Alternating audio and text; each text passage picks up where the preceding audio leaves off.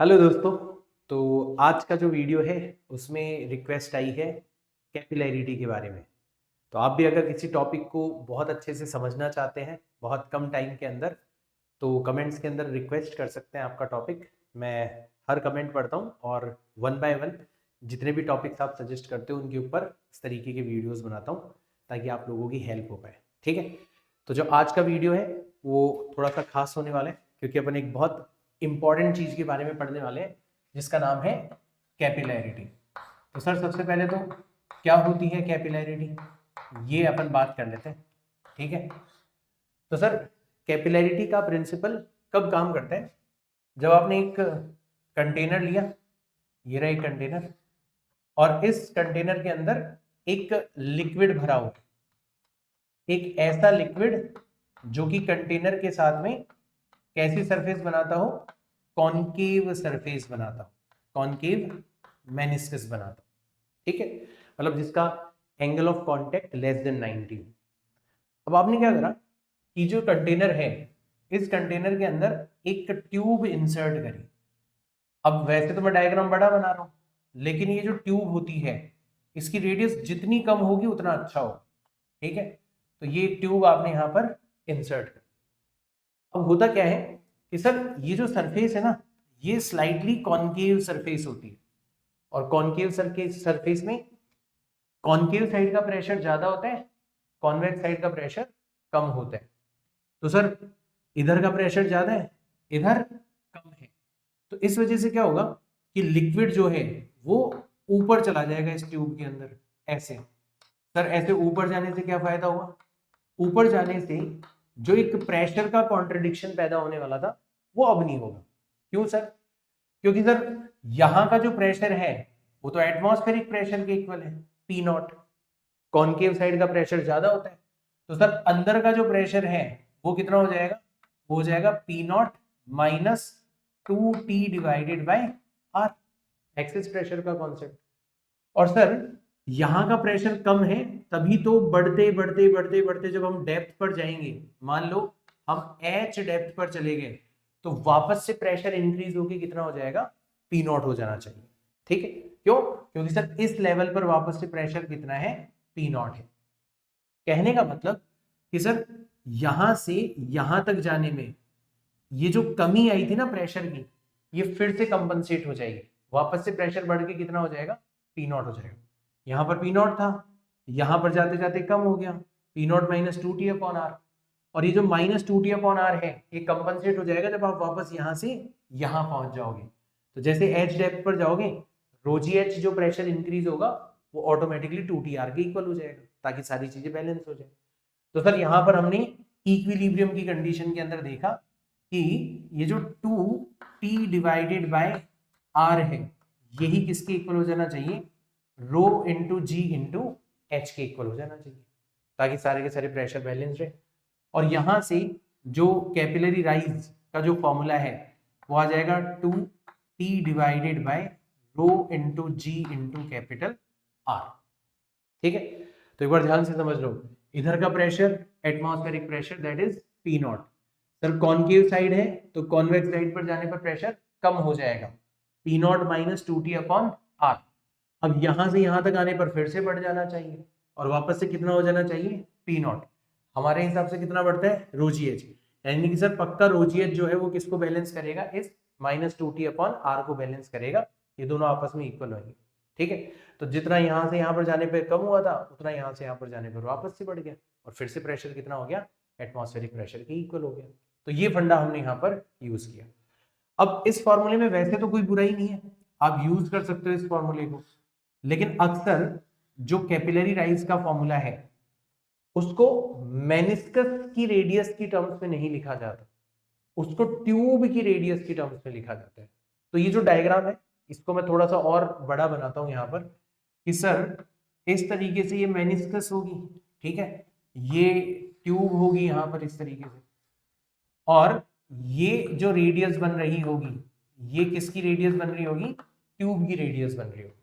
ठीक, यहां पर एक टेंजेंट हम ड्रॉ करते हैं सरफेस के अलोंग, और एक टेंजेंट हम ड्रॉ करते हैं कंटेनर या ट्यूब की वॉल के अलोंग, तो उनके बीच का एंगल कहलाता है एंगल ऑफ कॉन्टेक्ट, तभी सरफेस कॉन्केव बनती है। सर ये वाली जो रेडियस है ये कितनी है, स्मॉल आर है, और ये जो रेडियस है ये वाली ये कितनी है, ये कैपिटल आर। ये तो सरफेस की रेडियस है कैपिटल आर, और स्मॉल आर ट्यूब की रेडियस है। अब सर देखो ये वाला एंगल अगर थीटा है तो ये 90 माइनस थीटा हो जाएगा, ये 90 माइनस थीटा है तो ये वापस से घूम फिर के कितना हो जाएगा, थीटा। यानी कि जो ये ट्राइंगल बना इसमें आर का थीटा एंगल पर जो कंपोनेंट होगा आर कॉस थीटा वो स्मॉल आर के इक्वल हो जाएगा। तो स्मॉल आर को कैपिटल आर कॉस थीटा लिखा जा सकता है, या यूं कहो कि कैपिटल आर को small R divided by cos theta लिखा जा सकता है। तो हम यही तो चाहते थे कि ट्यूब की रेडियस की टर्म्स पे अपन इसको एक्सप्रेस कर लें। तो सर फाइनली फॉर्मूला क्या हो जाएगा, small H is equal to 2t divided by rho into g into, ये जो कैपिटल आर है इसकी जगह लिखा जा सकता है small R divided by cos theta चला जाएगा ऊपर। इस तरीके से भी हाइट के फॉर्मूले को लिखा जा सकता है। ठीक है, तो ये भी एक चीज हमें ध्यान में रखनी है। तो आप मेनिस्कस की रेडियस की टर्म्स में भी लिख सकते हो, आप ट्यूब की रेडियस की टर्म्स में भी लिख सकते हो। तो ये तो हुआ कैपिलरी राइज का फॉर्मूला। ठीक है, अब अगर मान लो सर कि हमें पूछा जाए कि ये जो कैपिलरी राइज हुआ है इस लिक्विड का मास कितना होगा, ठीक है, तो मास ऑफ रेज्ड लिक्विड हमसे पूछा जा सकता है। तो वो भी हम लोग यहां पर बता सकते हैं कि sir mass of raised liquid ये कितना हो जाएगा। लो भैया ये भी हम बता देंगे। Sir mass of raised liquid कैसे निकालेंगे, इसकी डेंसिटी तो हमें पता ही है, एक बार के लिए रो अज्यूम कर लेते हैं। और सर ये जो ट्यूब के अंदर लिक्विड है इसका वॉल्यूम कितना हो जाएगा, ट्यूब का area pi R square multiplied by height h। तो मास कितना हो जाएगा, मास हो जाएगा density multiplied by pi R square multiplied by h। और h का जो फॉर्मूला है वो हमारे पास में ऑलरेडी आ चुका है। तो सर यहां से मास के लिए जो फॉर्मूला आएगा वो आ जाएगा rho multiplied by pi into r square, और h की जगह मैंने लिख दिया 2t cos theta divided by rho into g into r. तो सर r से r कैंसिल आउट हो गया और रो से रो कैंसिल आउट हो गया, तो फाइनली m की वैल्यू आ जाएगी 2 into pi into small r multiplied by t। ठीक है, 2 पाई r multiplied by t multiplied by cos theta divided bye g। ये मास ऑफ रेज्ड लिक्विड भी आप लोगों के पास में आएगा। अब सर यहां से कुछ चीजें गौर करने लायक है। एक तो ये देखने लायक है कि जो हाइट ऑफ रेज्ड लिक्विड होती है वो तो रेडियस ऑफ ट्यूब की इनवर्सली प्रोपोर्शनल होती है। रेडियस जितनी कम होगी हाइट उतनी ही ज्यादा होगी।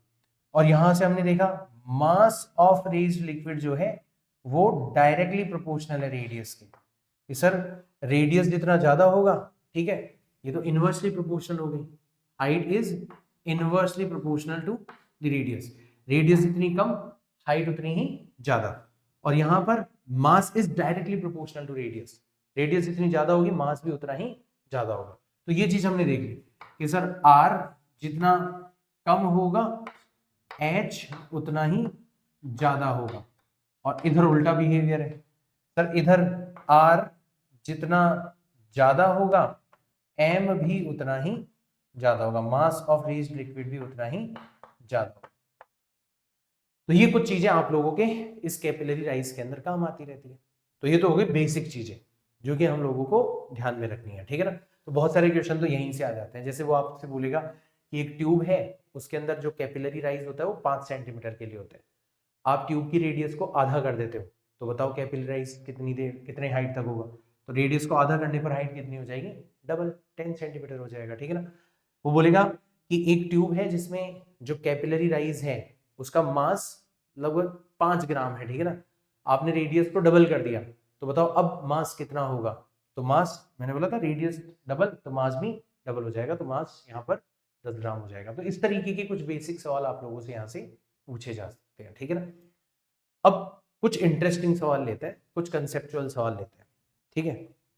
कि सर पहली चीज कि ये जो कैपिलरी राइज हो रहा है ये प्रेशर डिफरेंस की वजह से हो रहा है। किसकी वजह से हो रहा है, प्रेशर डिफरेंस। इनफैक्ट हमारे पास में हाइट का फॉर्मूला भी आ गया और इसको देखकर हमें पता चल गया कि ये जो हाइट है ये ग्रेविटेशनल एक्सेलरेशन के इनवर्सली प्रोपोर्शनल है। ठीक है, यानी कि अगर ग्रेविटेशनल एक्सेलरेशन कम हो जाएगा तो हाइट अपने आप ही बढ़ जाएगी, या फिर यूं कहो कि आप किसी ऐसी सैटेलाइट के अंदर चले जाओगे जहां पर ग्रेविटेशनल एक्सेलरेशन जीरो है, या किसी लिफ्ट में चले जाओगे जहां पर इफेक्टिवली ग्रेविटेशनल एक्सेलरेशन जीरो हो जाता है, तो फिर सर ये जो हाइट ऑफ रेज्ड लिक्विड है ये इनफाइनाइट हो जानी चाहिए। ठीक है, अब इनफाइनाइट तो हो नहीं सकती क्योंकि ट्यूब की लेंथ जो है वो फाइनाइट है। तो सर ऐसी ट्यूब जिसमें फॉर्मूले के हिसाब से तो ज्यादा हाइट तक जाना चाहिए पानी, लेकिन एक्चुअल में ट्यूब की जो हाइट है वो कैपिलरी राइज की कंपैरिजन में कम है, ऐसी ट्यूब को बोला जाता है ट्यूब ऑफ इनसफिशिएंट हाइट। उसके केस के बारे में आप लोगों से बहुत सारी चीजें पूछी जा सकती है। ठीक है ना, तो ये भी अपन देख लेते हैं। तो पहले तो कुछ बेसिक चीजें हो गई, अब अपन बात करते हैं ट्यूब ऑफ इनसफिशिएंट हाइट। ठीक है, इसको अच्छे से मिटा लेते हैं पहले।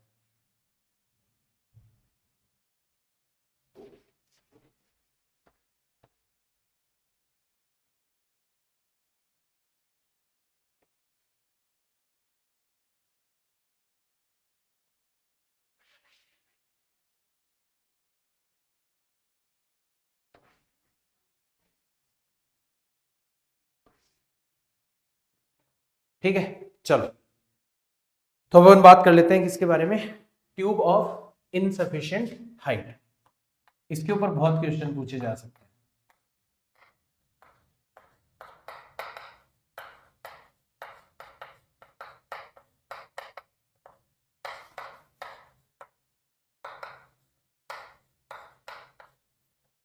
ठीक है, देखिए देखते हैं क्या क्या पूछा जा सकता है। पहले तो ट्यूब ऑफ इनसफिशिएंट हाइट का मतलब समझ में आ गया होगा कि सर ये एक कंटेनर है। ठीक है, इस कंटेनर के अंदर एक लिक्विड भरा हुआ है और इस लिक्विड के अंदर जब आपने ट्यूब को इंसर्ट किया, ठीक है, तो सर जो कैपिलरी राइज होने वाला था वो खुद ट्यूब की हाइट से ज्यादा है।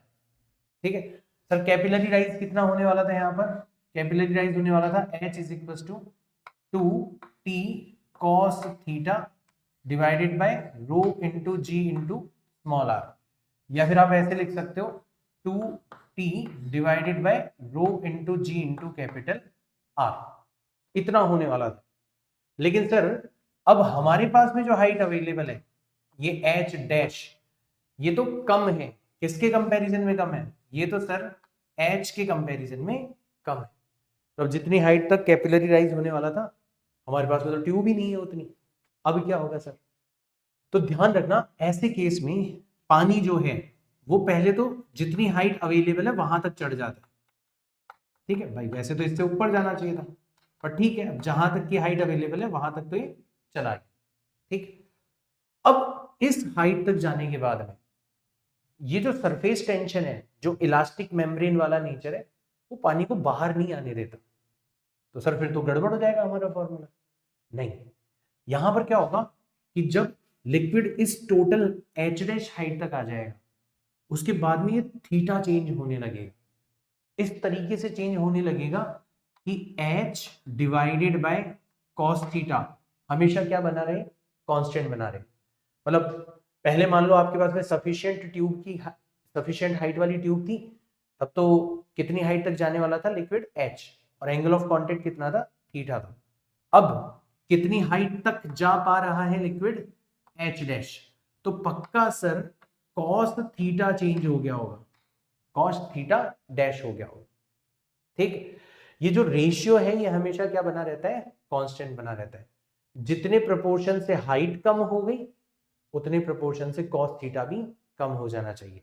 कॉस थीटा डिक्रीजिंग फंक्शन होता है, मतलब एंगल बढ़ जाना चाहिए, और यहां पर ऐसा ही होगा कि सर सरफेस पहले तो कैसी थी, कॉनकेव थी, अब वो धीरे धीरे धीरे धीरे धीरे फ्लैट बनना स्टार्ट हो जाएगी। कंप्लीटली फ्लैट हो गई सरफेस तो उस कंडीशन में थीटा कितना हो जाएगा, 90, यानी कि इनफाइनाइट हाइट को भी आप क्या कर सकते हो, थीटा की मदद से बैलेंस कर सकते हो। ठीक है ना, तो ये चीज है कि सर यहाँ पर जो हमें यहाँ पर काम होते हुए नजर आता है कि सर यहाँ पर ये जो लिक्विड की सरफेस है ये धीरे धीरे कैसे होना स्टार्ट हो जाती है, फ्लैट होना स्टार्ट हो जाती है, ठीक है ना। यानी कि जो एंगल ऑफ कांटेक्ट है वो धीरे धीरे बढ़ने लगता है, यानी कि आप इवन इनफाइनाइट हाइट तक जो लिक्विड जाने वाला था उसको भी एक इनसफिशिएंट हाइट की ट्यूब के अंदर कंटेन कर सकते हो। कैसे कि सर सरफेस का जो एंगल है, एंगल ऑफ कांटेक्ट है, उसको 90 बना दो, तो अपने आप ही cos 90 की वैल्यू कितनी हो जाएगी, 0। जैसे 0 रखोगे तो इस h की वैल्यू कितनी आ जाएगी, इनफाइनाइट। मतलब आप इनफाइनाइट हाइट को भी क्या कर सकते हो, यहाँ पर बैलेंस कर सकते हो, ठीक है। और h डैश जो है वो आपकी इनसफिशिएंट ट्यूब की हाइट होगी, ठीक है। तो एक तो चीज ये होगी। अब इसी को आप ऐसे भी समझ सकते हो कि सर एक तो मेन चीज है कि सरफेस जो है, जो मेनिस्कस है, वो फ्लैट होना स्टार्ट हो जाती है। अब इसको या तो आप एंगल की टर्म्स में कह लो कि सर एंगल ऑफ कांटेक्ट बढ़ता जाता है, या फिर आप इसको रेडियस ऑफ मेनिस्कस की टर्म्स में भी लिख सकते हो। आप r को इधर ले जाओगे तो आप देखोगे कि h मल्टीप्लाइड बाय r ये हमेशा कांस्टेंट बना रहता है दोनों का प्रोडक्ट, यानी कि जब हाइट कम हो जाएगी, h डैश हो जाएगी, तो फिर r जो है वो उसी प्रोपोर्शन में इंक्रीज हो जाएगा। और r के इंक्रीज होने का मतलब क्या होता है, रेडियस ऑफ मेनिस्कस के इंक्रीज होने का मतलब क्या होता है, जो मेनिस्कस है उसका फ्लैट हो जाना। फ्लैट सरफेस की जो रेडियस होती है वो इनफाइनाइट होती है। तो आप ऐसे भी लिख सकते हो। तो sir tube of insufficient length अगर हमारे पास में हो तो जितनी लेंथ है वहां तक तो पानी चढ़ जाएगा, उसके बाद में एंगल ऑफ कांटेक्ट इंक्रीज होने लगता है 0 से 90 की तरफ, या यूं कह लो रेडियस ऑफ मेनिस्कस जो है वो इंक्रीज होने लगती है, बट लिक्विड बाहर नहीं आता, ठीक है ना। तो मेन चीज जो हमने यहां से समझी कि सर थीटा जो है वो इंक्रीज होने लगता है, ठीक है, या यूं कह लो कि सर रेडियस ऑफ मेनिस्कस जो है ये इंक्रीज होने लगती है, लेकिन चीजें इस तरीके से बैलेंस हो जाती हैं कि कभी भी आपको लिक्विड जो है वो ट्यूब से बाहर आते हुए नजर नहीं आएगा। तो लिक्विड ट्यूब से बाहर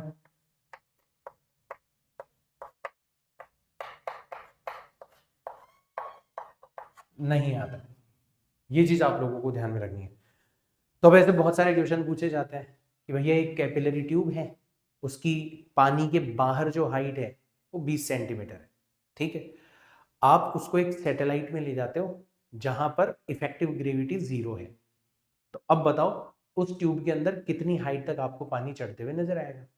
अब सर ऐसी लिफ्ट में ले जाएंगे जहां पर इफेक्टिव ग्रेविटी 0 है, तो कैपिलरी राइज के फॉर्मूले से तो इनफाइनाइट हाइट तक जाना चाहिए, बट हमारे पास में ट्यूब तो 20 सेंटीमीटर की है, तो कोई बात नहीं, 20 सेंटीमीटर तक चला जाएगा पानी और उसके बाद में जो सरफेस है वो फ्लैट हो जाएगी, ठीक। तो इस तरीके के क्वेश्चंस आप आसानी से निपटा सकते हो, ठीक है ना। तो ये मार्केट में बहुत घूम रहे हैं क्वेश्चंस, एक तो ये क्वेश्चंस आप आसानी से कर सकते हो, ठीक।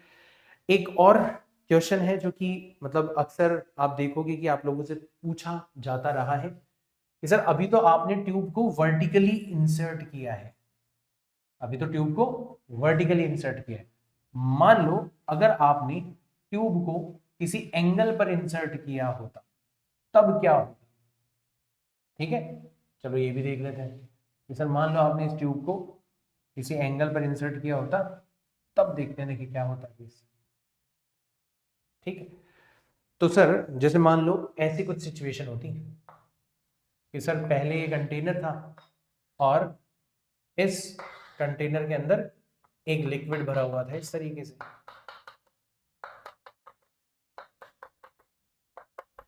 ठीक है। आपने इसको ट्यूब को इंसर्ट किया इसके अंदर, और जब आपने ट्यूब को इंसर्ट किया इस तरीके से, तो सर आपने देखा कि ये जो लिक्विड है ये कितनी हाइट तक चला गया, यहां तक आ गया, इस पर्टिकुलर हाइट तक आपको लिक्विड जाता हुआ नजर आया, ठीक है। एक बार के लिए सरफेस की शेप मैटर नहीं करती, एच हाइट तक आपको लिक्विड ऊपर जाते हुए नजर आया, ठीक। थोड़ा सा दिखा देते हैं कि ऐसी कॉनकेव सरफेस बन रही है यहाँ, ठीक, इस तरीके से एच हाइट तक।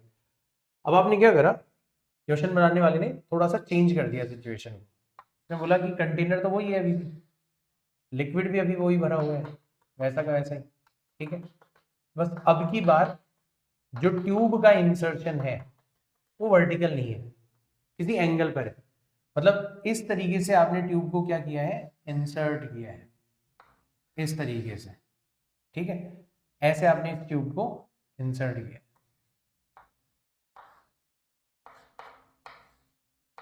अब क्या होगा भाई, तो याद रखना बेटा कि सर ट्यूब के अंदर जो हाइट हो रही है लिक्विड की, वो बेसिकली आती है प्रेशर डिफरेंस से, और प्रेशर डिफरेंस हाइट पर डिपेंड करता है।